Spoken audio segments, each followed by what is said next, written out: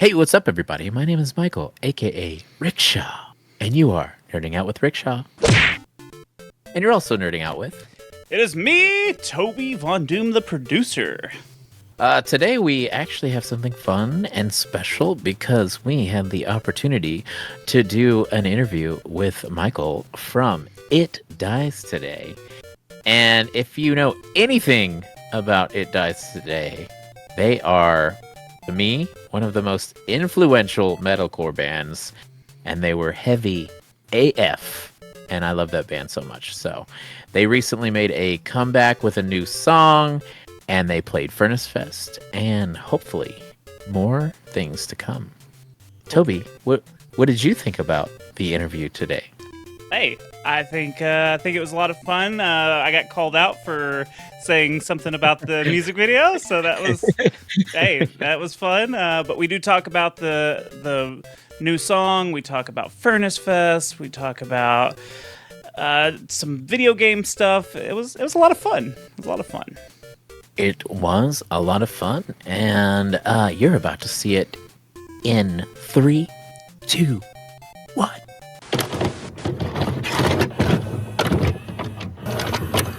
Hey, we're here with Michael from It Dies Today. Do you go by Michael? Yeah. Yeah. Okay. Call me shithead. I don't care. Call me whatever you want, man. Man, there's so many Michaels. I'm also a Michael, so it's why does everybody named Michael? You know? I don't know. I think. Well, how old are you? I am 40. Yep. I just turned 41. So I think that was Michael and John, right? Like that was it. Yeah. Everybody. Yeah. Michael and John. I've definitely had a Michael in my band and a John in my band. Actually, two Michaels in my band at one point. Like there was a point in time where there was a Michael and a young Michael, and then a Mikey. Young Michael. And then we toured with another band, and then they were like, "Well, we have a young Michael too," and we're like, "Oh no!" Oh no, that's when you guys just go by last names. Yeah, 100%. Yeah, 100%. Gotta take the gym coach mentality. Everybody's their last name. Yep. So yeah. Hey, thanks for doing the interview with us today. And yeah, it was like we were super stoked. We talked about this on the channel, already. Whenever y'all announced Furnace Fest, and one of my homies hit me up in our group text and was just like, "It Dies Today drops a new song. They have a new video." So like we ran home that day and like reacted to the video, and and you commented on that video, and literally I was just like, "Can we do an interview, man? Let's do an interview." So I appreciate it so much. Yeah, I haven't done any yet. It's all been Nick. So yeah, dude, we're all about. Hey, I played bass in my old band, so it's like anyone who ever wanted to do an interview with me, I was like, yeah, let me jump on that. 100%, man. Yeah. So you've done Furnace Fest. You released a new song. We did. How are you feeling about everything right now? So I can actually sleep for the first time in like 2 months. That probably goes the same for the other guys, because this is all DIY, everything about it. And with a lot of time constraints, because everybody's so busy. We're trying to like roll all this out as professionally as possible while being out of the game for over 10 years, Yeah. I am stoked that the song is out. That's just one of, I don't know how many we're going to do, but we have one more that's getting finished up that's like a lot heavier than that. And then, it's more like My Promisey-ish, just a little dumber. So, so that one's going to be ready to go soon. And remember that demo that got leaked out there, Son of Dawn? Yeah. It was only on some random dude's YouTube page. So, so he messaged us like a couple months back once we became active again on the socials. He was like, "Hey, you want me to take this down?" We're like, "Yes, please," because we actually want to release it for real, And hopefully people don't like kill me because I have made some alterations to some of the riffs, but all the vocals and everything the same. So nice. That's dope. Because we do intend on playing it live, and it's demo format, it was not playable. So Right. it was just kind of like beyond our skill level. So I was like, and I'm like, no, that's don't need to be doing that shit. So sorry, I kind of like one off there, but I'm feeling good, man.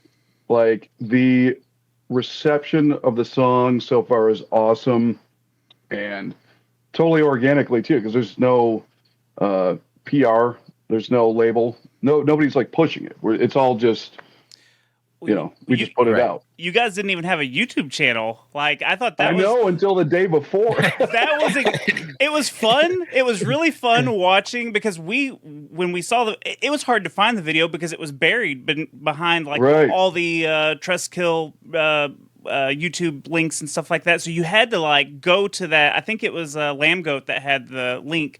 So we had to go there. I think they were the first. Yeah, and we found your channel through that, and it was fun. As we were recording it, you could just see the numbers just going up. Like it started out at like 40 when we first saw it, and then it was at 48, and then like by the time we finished the music video, it was already at like 50 something. Like it was slowly growing, but every time you refreshed it, it had new followers. It was cool. Thank God.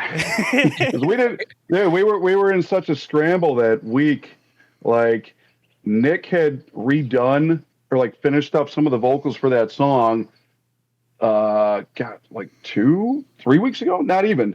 And then I was like, guys, I don't care what we do. We just need to have visual content so that people can comment on it. Good, bad, ugly, whatever. We just needed that because you can't like comment on the song on YouTube.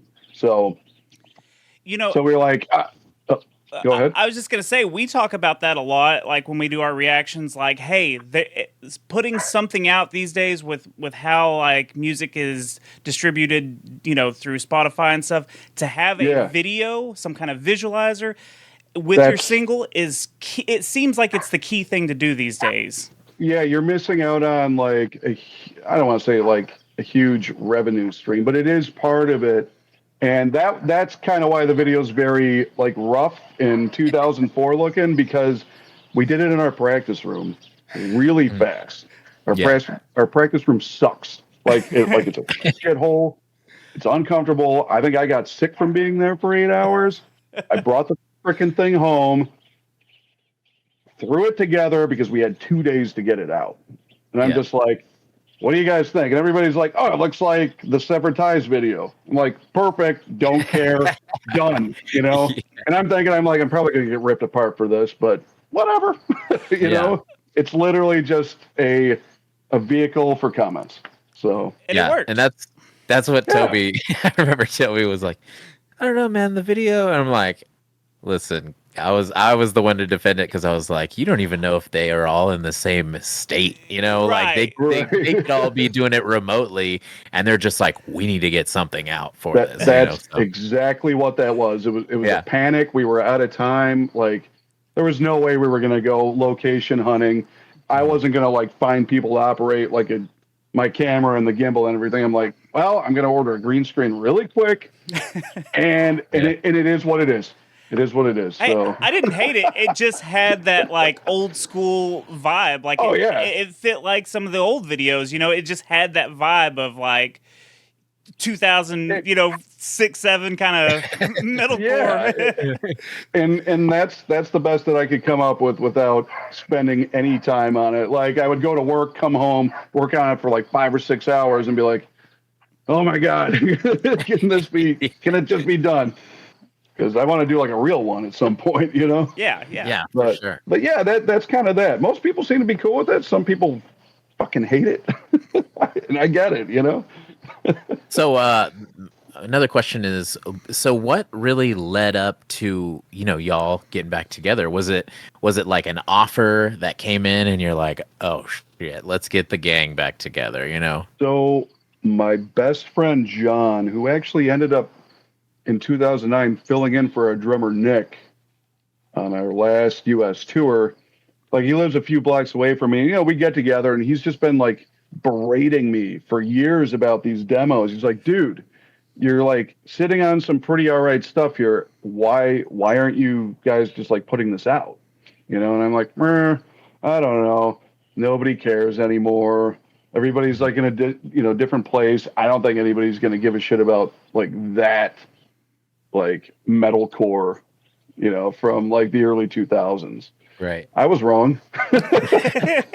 So we were talking, and he actually works with Nick Brooks. So he's like, dude, I'm at this party with Nick. And I just said, man, you guys should like do this again. He's like, well, Mike probably won't want to do it. And it's funny because I was saying the same thing. I'm like, there's no way that Nick will want to do this again. Like, he's so moved on from this. And he texts me back. He's like, oh, no, he thinks that you don't want to do it. And I'm like, all right, here we go. And then like immediately after that, we got the offer from Furnace Fest. So that kind of set everything in motion. And I don't know, I guess it's fate. Yeah. Yeah. Yeah. So like that song was like pretty-ish kind of where the final version is. We made some alterations to it. And like, send it off to a bunch of people. And they're like, this is exactly what you guys need to put out right now. It's like totally where you guys left off. And there's a giant void with that kind of music. Like, who else is doing it still? Killswitch? Yeah. Yeah. I mean, I can't think of any other guys. Right. Like, and there's also like a resurgence of newer bands bringing back that style. They're doing that again. Dude, I'm so out of the loop. I figured that style was just done. Yeah. The closest thing I could think of is there's a band called Dying Wish that has been blown up pretty big lately. And it's kind of those kind of riffs, like lots of the, cool. Like, yeah. So yeah, it's coming. Lots of the stuff like that is coming back. I think nostalgia right now is really driving a lot of different things and bringing back a lot of different bands. So absolutely. Well, if you figure like everybody in our demographic, our age range, I don't know. I kind of stopped listening to stuff around like 2008, 2009. I was like, I don't understand what this new stuff is. It sounds like carnival music to me. I don't get it. I'm not going to dog on it. I just don't get it, Right. And then now everybody's dogging on all that stuff and everybody's trashing like gent because there's like 10,000 bands doing it. And to circle back to like me kind of like not wanting to do the band for a while, because all these bands are so good, so talented, such proficient players and excellent musicians. I'm like, I can't write like that. Like, I can't. These guys are freaking incredible. I'm like, and then finding out that like I don't have to do that. Like, my buddy's just like, stay in your fucking lane. Just do what you do, Yeah. And once I accepted that that's what needed to happen, then it became a lot easier and fun. So yeah, well, that's awesome. I also was going to say this too. So whenever the band that I played in was heavily influenced from the era that that It Dies Today came out in, and I thought to me there was three, and I called them the Die bands that influenced that whole scene. And I put y'all in it. It Dies Today, Every Time I Die, and As I Lay Dying. And I think that to me, those were like the three corners of metalcore that like influenced so much stuff to happen. And last year we could have said that all three of them are still around. But now Every Time I Die broke up. But did y'all ever have any interactions with any of those bands at the time back in the day? E-Tit? Yeah. I mean, they're from here, from the same town. Okay. So. You gave Buffalo. That's right. Yeah. So funny. I forgot what year it was, but Andy, the dude who's now the wrestler. Yeah. From Every Time I Die, he actually filled. Yeah. He filled in for me on a South American tour. Oh, rad. So. Nice. Yeah, and he's always like I record bands at home, like a lot of hardcore stuff, and he would always like pop in every once in a while to do like guest vocals or just hang out, Awesome. Super nice dude, man. So yeah, we not like insanely tight with those guys, but yeah, it was cool. We used to tour a decent amount with As I Lay Dying. And that was a weird emphasis as I lay dying. And, I mean, haven't had any contact with those guys in forever. Right. But yeah, and I think the last time we did play with them was Ozfest. Yeah, Ozfest 05. Ozfest. That's been a while. Yeah. Everybody says that was the best one too. It was it was wild. So in knowing that, that you were gonna do Furnace Fest and all that stuff, did you have any rituals to get ready for that show? No, and I think that's what one of the problems was. I'm sure it'll get out at some point, but we had a catastrophic equipment issue in our 11 minutes that we had to set up, sound check, and play. Oh no! Right. So I said, "Oh no." Yeah, no, it was terrible, man. So like we've been rehearsing with like in-ears and everything, like most bands do now, and we become so comfortable with it. It's a studio mix, man. Like, the guitars are panned, there's space, like everybody can hear everything. And God, man, like Brooks, I've never heard him sound so good. Like everything was like so dead on. And it's like, okay, well, we take our little mixer, bring it to Furnace Fest, and it's the same. Like nothing changes. Like we're using processors, we don't use amps anymore. And it's like our album tone that's on it. So we get to Furnace Fest and had like a meeting with the production manager and like the monitor guy. And they're like, yeah, here's how we'll tie all that in. Awesome. Got everything written down.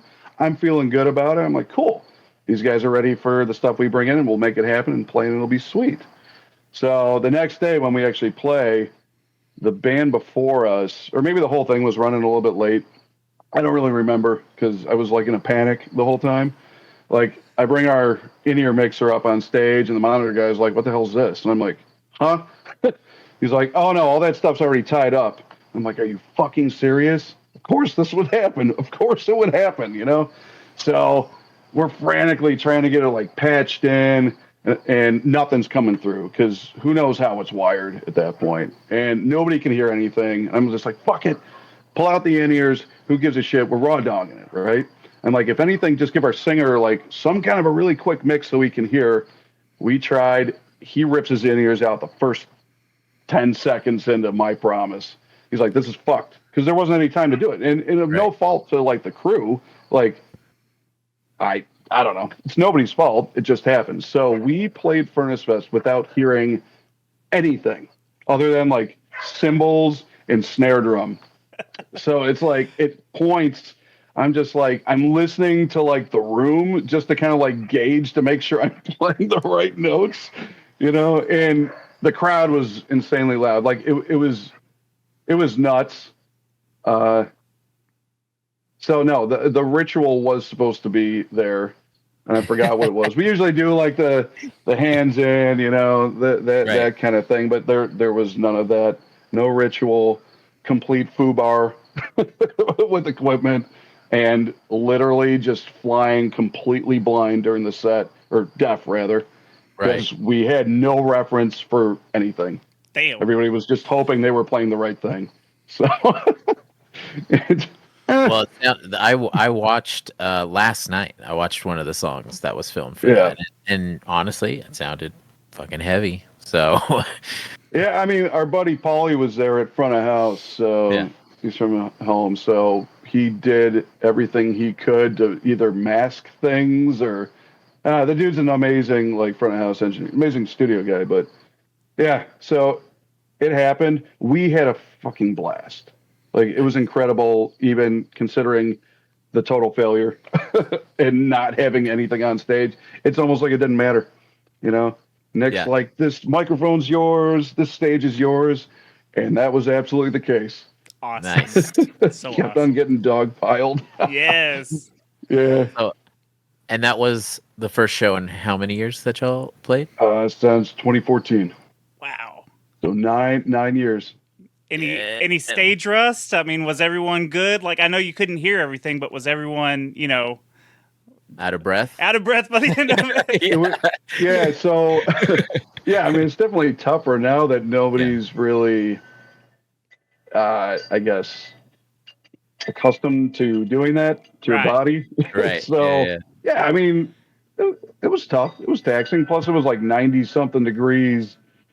Yeah, it was fine.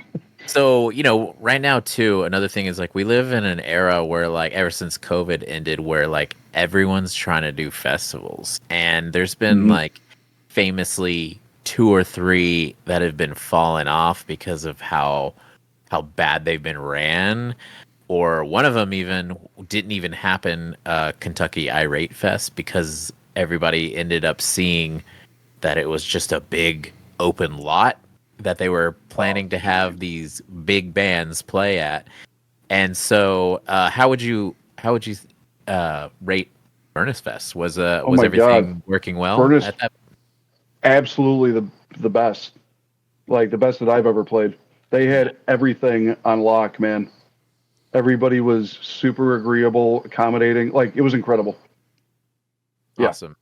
Yeah, they took care of us, and I don't have one complaint. They have lots of good food. They were amazing. What's that? They have lots of good food there. Oh my God, yes, so good, man. Like I went to a couple like the catering places, tried out some of the local stuff. I had like the best brisket melt sandwich that I've ever had. Yeah, it was amazing. I would love to do it again. Everything about it. Are y'all aside from obviously our equipment failure? Yeah. So, from here on out, do you all have any plans to do like a full tour? So, full touring, I really don't think that that's going to be in the cards. Like, everybody's got careers and families, so we can't be gone for like a month or two. But what we do want to do is do the festival thing. Stay pretty much a festival band. A local show here or there, maybe something kind of close regionally on a weekend. But yeah, there's definitely not going to be any extended touring or anything like that, unfortunately. I think we were fantasy booking like, you guys, Poison the Well. I can't remember who else we said because they're back playing some of the festival shows as well. Yeah, I saw. And just all of us, like you said, in our 30s and 40s, you'd see all these, all our backs would hurt the next day, but we'd all be at the show, Yeah. Yep. It's like, how much longer do any of us really have to go and enjoy and perform? Like, right. Yeah. I don't know. There's not that much time left. Especially for like the time, and like I said, nostalgia is coming back and all that. My fantasy tour would be It Dies Today, Poison the Well, and The Bled. Oh, that's right. That's what it was. And interesting. Yeah. That would be. I mean, that would be awesome. Poison the Well, man. What was the freaking first album they put out? What was the name of that? Opposite of December. Opposite of December. Yeah. Dude, that album like changed my life. Yeah. Incredible. I'm like, what is this? He's doing this and this and this, and they have this. Yeah. Amazing. Yeah, anyway. I always make the joke with some friends at work. It's like, who was the first person that's like, yo, humor me. You chug when I do kicks. Fear Factory. Oh, yeah. Fear Factory's dope. Meshuggah, actually. But, dude, Fear Factory is... Dino Cazares is the sole reason that I play guitar. That's why we don't really have solos. Nice. But when you do, they shred hard. Yeah. I'm good at bullshitting, I guess. Is there any, with all of the, like I said, from my perspective, there's all these bands coming back and playing. Is there any bands that influenced you that you would love to see coming back playing some like specific albums or reunion shows? Nothing in the metal genre, unfortunately. Okay, well, I hate to say it, but like I kind of grew out of it. Okay, so like then I listened to Genesis. Like I really wanted to go see Peter. I really wanted to go see Peter Gabriel, but we were playing Furnace Fest. I know that's so shitty. Yeah, I don't really have any offhand. Okay. Like I work in production. I'm a lighting director and audio guy, and so I see it all the time, and I'm just kind of like spent on it. Yeah. I go see Thrice every single time they come through. Comeback Kid, I love seeing those guys. I mean, nice. Yeah. I'm boring, man. I'd rather like stay home, nurse my sore knees, my back. No, I feel you. I feel you on that. So we were talking about this before we started recording, and this channel we do, this channel is Nerding Out with Rickshaw. We do talk about a lot of nerdy stuff and what people do in their personal life that really drives them nerdy. You said you are a gamer, correct? Yeah, I can be. I'm like a part-time PC gamer. For sure, but when I dive in way too hard and completely unproductive in every other facet of life.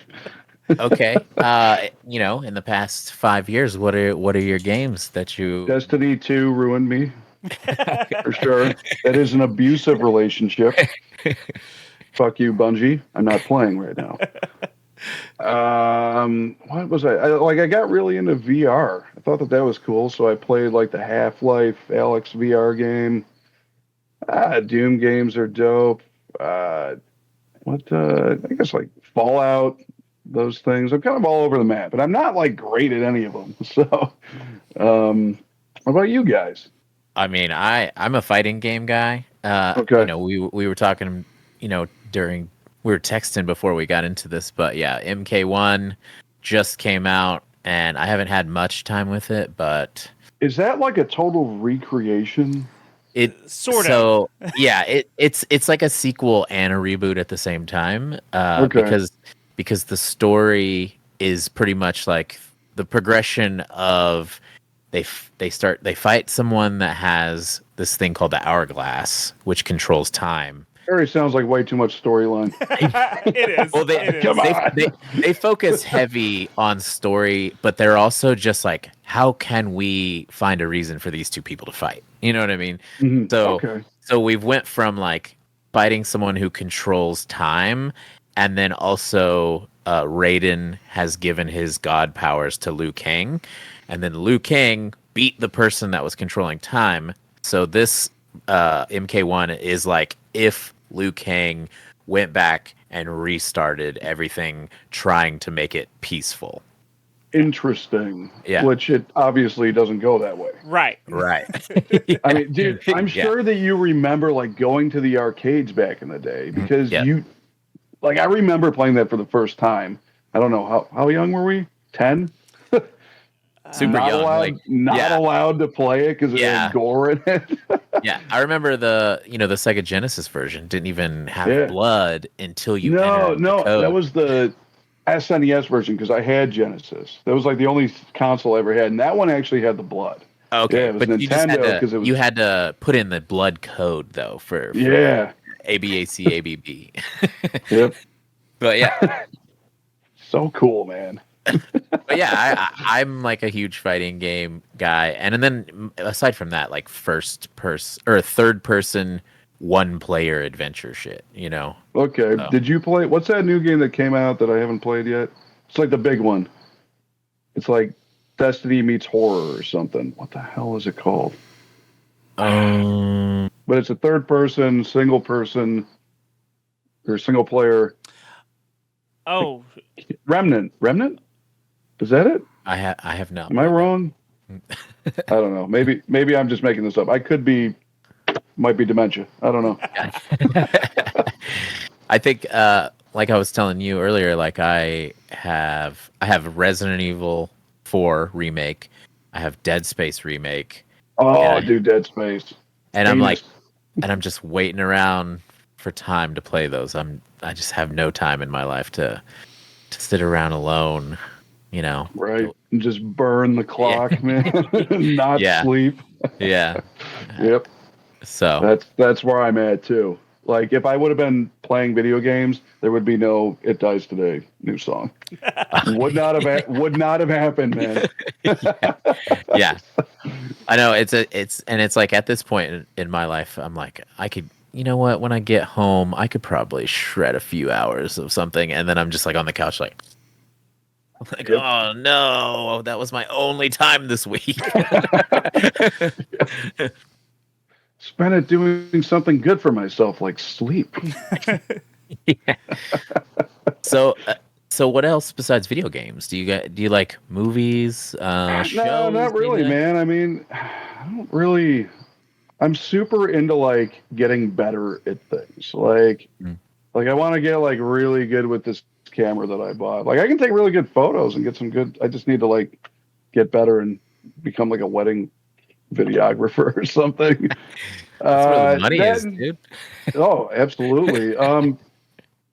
But I really just spend a lot of time like working on guitar tone as of late because I feel like that was actually something a lot of people brought up. They're like, you had that Cave Choir guitar tone, but beefier.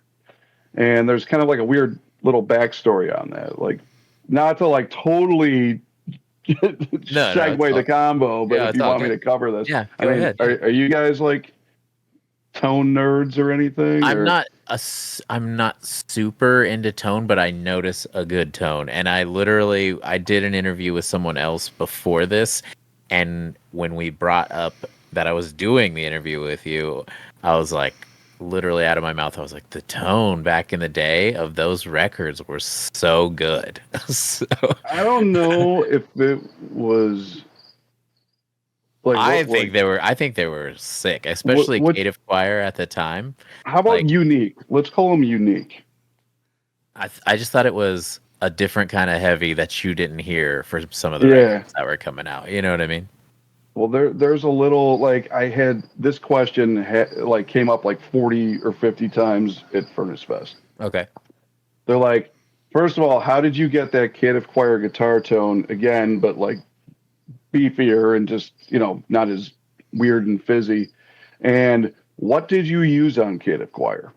So this is a weird thing. So we had, have you heard of like VHT or Fryette? I think so. Like Ant Manufacturer. They're it's an American company, but their guitar cabinets sound weird. They have this like weird throaty hollow thing going on. And it's the box itself that makes the speakers sound this way. Like I've put so many different speakers in this cabinet, and it makes them all sound this certain way. And I'm like, I don't know. I'm kind of like over it. It's weird sounding, but it's unique. And at the last moment, when I was like finishing the mix on the song, I'm like, fuck it. I'm gonna see if I can do that again, but like try and do it a little bit better. And it came out, and I sent it to the dudes, and they're like, dude, how the fuck did you make that happen again? And I'm like, well, I have one of the same types of guitar cabinets that the original ones actually got stolen from us. Oh, but yeah, shit. I have one of those. Yeah, like in 05. But yeah, so it's basically that again, and not too many people have these things. So I guess that's kind of my weird, unique guitar tone that I just need to own and accept that is what it is. But going back to Native Choir, that guitar tone was a Line 6 Pod HD. Remember like the red bean looking things? Yeah. So that into like a Hurt key bass head into a VHT 4x12. That will never be recreated again. Because it can't and it shouldn't. Yeah, I used to play a hard key whenever probably like the same one, man. Yeah. And I think lots of people associate hard key as like, cheap combo amps. But they have some really nice stuff that they put out that's like higher end, but I loved my hard key amp, so I think I liked it. I was using it inappropriately. I was using a bass head as a guitar. Yeah. Protection, but right. Yeah, I never had any issues with it. So it was fun and it worked, I guess. Anyway, sorry about taking that totally off the rails. It's all good, man. But yeah, like I said, that was a very influential album back in the day, and it was, it was sad to see the band eventually disappear. I don't know if I even once Nick was out of the band, I don't know if I listened to that third album that much, because it was just, I don't know, there was something about his vocals and how heavy they were. Dude, there is no, but I have yet to hear anybody who sounds like Nick Brooks. Yeah. Like, did he have a hard time getting back into that voice, or did he just like? He's a lot more careful with it now. Yeah. So no, I mean that's what he sounds like. That's just him yelling. Like a lot of dudes are doing like the like the guttural, the throat thing. That's just Nick like basically yelling. So I think maybe that's like part of what like really helped the band out is his like super primal vocal delivery. And it didn't sound like some dude trying to like sound scary.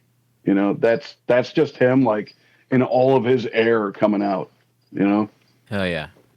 So I used to, whenever y'all first hit the scene, I would always make jokes. I was like, that singer sounds so heavy, but he's like so cute. He's like, I was right? like, yeah, I was like, he looks like Joseph Gordon-Levitt, Right. People used to say that. They're like, oh, he's such a cute kid, and then they meet him in person and be like, oh, you're like a big dude. Like, 'cause he's a big guy. He's really? Like probably 6'2". Yeah. Like Nice. Football player. So like you have this cute kid who's also like incredible. He's like a football player. Yeah. He's just like kicking people and punching him in the face. And God, he's gonna kill me for this. But yeah, man, I don't know. It was just that dude just has that thing. Whatever that is. And That thing, like what's that song? That thing you do. Lauryn Hill. I don't know. I don't think I know that song. And shame on me because if it's a pop song, I should know what that is.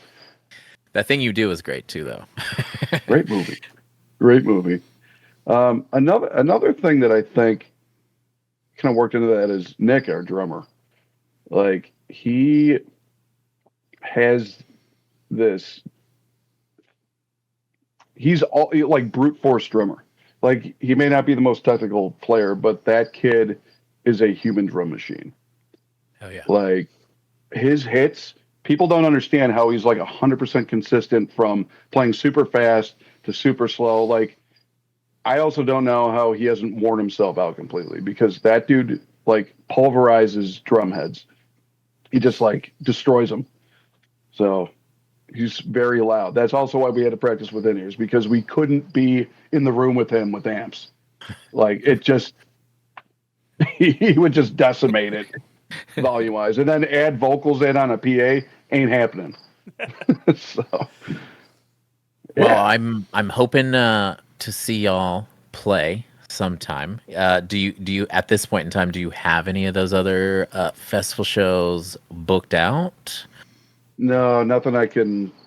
No, nothing's like locked down yet. Okay. So that's going to have to wait. By the time this goes out, everybody will already know about this. Everybody will already be knowing about the show that we're playing. When is this coming out? Hi, what day is today? This should be out by hoping next week. Okay, so everybody will already know about the show. Tuesday or so. Tuesday. Okay. Tuesday or Wednesday. So hopefully probably. everybody comes out to the show that can. Hopefully you saw them. Yeah. But that's being announced tomorrow / Tuesday, Monday, Sunday, Saturday / 5 days ago. Awesome. Time warp.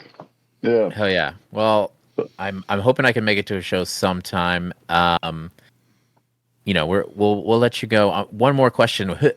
I know that you said that you kind of fell off the metal train with what you listened to, but was there anyone at Furnace Fest that you were super stoked on that you got to watch play? I mean, Terror is absurd. They're outlandish. Like it's amazing. Everything about that. Love it. It was awesome to see Haste Today. Like we used to tour with those guys all the time. They're so good, man, and they're such great people. Like that, I was like teary-eyed watching them. That was incredible. I wanted to watch Better Lovers because, again, kind of hometown, but they started playing like as soon as we were done and we had to like get crap out of there. I'd heard them. They sounded fucking perfect. I can't remember. There were a lot of bands that I wanted to see that I just couldn't because we had stuff that we had to take care of. So, I hear you. Yeah. Better It Lovers. was awesome seeing Haste today. I'm pretty stoked for Better Lovers and what they're gonna do in their career too. So Yeah, I can't wait to see that unfold. I mean, they're already like, yeah. There's so much buzz, and good for them, man. Those dudes have always just like busted their asses. Like at Furnace Fest, they were doing their own merch. They didn't even have a merch guy. Like just hustling. So DIY, awesome. That is awesome. Yeah, I was, they played down here. I live in Austin, and they played San Antonio, and like me and two other guys were like, "We're going to the show." I've toured with We Came as Romans before, so they put me on the list and stuff. And awesome. We were in traffic all the way from Austin all the way to San Antonio, and I was like, "Are we gonna make it? We're gonna make it." And everyone in the car is like, "Nah, I think the doors are at 7, and I think we're good. Dude. We should be good. We should be good." Pull up, park, get inside. There's no one on stage, and I'm like, "We made it! We made it! Yeah!" And then the show starts. We came as Romans, and I'm like, "No!" So we did not get to see them. So now I'm like, at least my excitement to see them has leveled up a little bit, and it will be and that'll be satiated because you will be able to see them because they will be touring. So I predict they will take over the world. Within the next 3 years, maybe something like that. So. Yeah. I mean, I'll throw money in a pool on that. Yeah. Well. Thank you so much for doing this once again. Is there anything? Thank you for having me. Anything you'd like to tell the viewers? Any life advice? Yeah, don't do what I did. Like everything I do the opposite. Be smart. Be smart. Don't make bad life choices. Yeah, I hear you on that one, bud. And we're back. What'd you think about that? What'd you think about that, guys? Leave it in the comments. If you want to see It Dies Today play in your city, leave it in the comments. What city are you from? Where should they play? Maybe they will listen to you. Maybe the demand will be very high. I think they're going to need some demand to really like push them back on the road. So maybe do that. Push them, bully them onto the road. Yeah. Like I said, let's just get one national tour that let's just say it's 25 days across the US, and It Dies Today, Boys in the Well, and The Bled. Ooh, baby. Damn, that's a hot show. I would throw all sorts of money at that. And like those guys from that era of music, you charge me $50 a ticket, I'll pay the price. Oh, that's a steal. That is a steal. It's a steal. Yeah. So give me that. I'll pay the price. I'll support my favorite bands. Yeah. Listen, guys, if you have money out there for OnlyFans, then you should be supporting some of your favorite bands a little more too. So you pay someone's price for OnlyFans. That's just one. That's just one person. Yeah. A band could be up to 9 people. Talking about Slipknot, but they don't need help. But it could be up to 9 people from what we've seen. And if you ask nicely, they might show you their private parts also. I don't know. I'm just saying. Maybe. I know that there are some bands. Somebody told me specifically the other day. They were like, "Have you ever seen this band or that band?" Yeah, the dude pulled his wiener out. I was like, "Oh, okay, that kind of a show." Hey, yeah. But yeah, leave it in the comments. Where would you want them to play? How big is the demand? Give me some comments. Toby, tell them about your podcast. Well, I do a retro video game review show called the Secret Levels Podcast. We go over one old game per episode, and we let you know if it's still worth playing. We go over the history, the story, the gameplay, some fun facts, and we rate it at the end. It's a lot of fun. It's on Spotify and Apple Podcasts. Go check it out if you like old video games. I also stream on Twitch, twitch.tv/TobyVonDoom. Come check me out. Come watch me play some old video games. And yeah, that's it. You are watching Nerding Out with Rickshaw, and I am Rickshaw. If you want to add my personal Instagram, it is I Hate Ghosts with an S. Also, add Nerding Out with Rickshaw on Apple Podcasts. We have a Facebook, we have a TikTok, we have an Instagram. Add us up on there so you can keep up with us, and hit us up at nerdingoutwithrickshaw@gmail.com if you have suggestions on who you want us to interview or things you want us to react to, because we will do that. We also do a long podcast once a month. I would like for it to change to more than one time a month, but we are all busy and poor. Busy bees. Busy work, bees. Work be kicking us and stifling us. So yeah, that's true. But yeah, we will see you later, nerds.